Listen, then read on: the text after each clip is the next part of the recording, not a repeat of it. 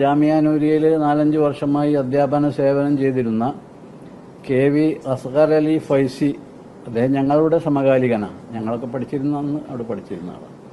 അദ്ദേഹം അവിടെ അധ്യാപകനായിരുന്നു.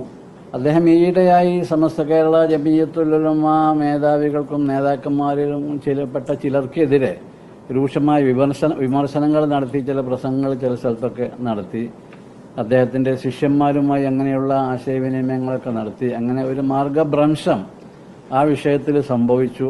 അങ്ങനെ അദ്ദേഹത്തിനെതിരെ ഒരു തീരുമാനമെടുക്കേണ്ടി വന്നു. ഒരു 2 ആഴ്ച മുമ്പ് ജാമിയ നൂരിയയിൽ ചേർന്ന എക്സിക്യൂട്ടീവിൽ വെച്ചാണ് സംഭവിച്ചത്, 2-3 ആഴ്ച മുമ്പ്. അപ്പോൾ അവിടുന്ന് അദ്ദേഹത്തിൻ്റെ സേവനം കൃതജ്ഞതാപൂർവ്വം അവസാനിപ്പിച്ചുകൊണ്ട് അദ്ദേഹത്തെ വിവരം അറിയിച്ചു.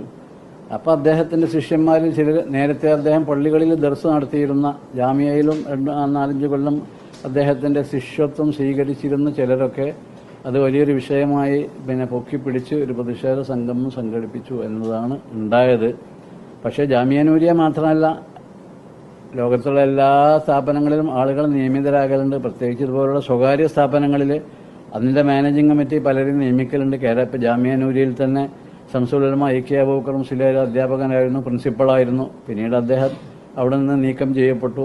കണ്ണിയത്ത് അഹമ്മദ് മുസ്ലിയാർ അവിടെ സംസ്ഥയുടെ പ്രസിഡന്റായിരുന്നു, അദ്ദേഹം അവിടെ അധ്യാപകനായിരുന്നു. പിൽക്കാലത്ത് അധ്യാപന സേവനം നിർത്തി. മറ്റ് തമിഴ്നാട്ടിലുള്ള അബൂബക്കർ ഹസരത്ത് പറഞ്ഞ ഒരു അധ്യാപകനുണ്ടായിരുന്നു, അദ്ദേഹത്തെ അവിടെ നിയമിച്ചു, അദ്ദേഹത്തിൻ്റെ സേവനം നിർത്തി.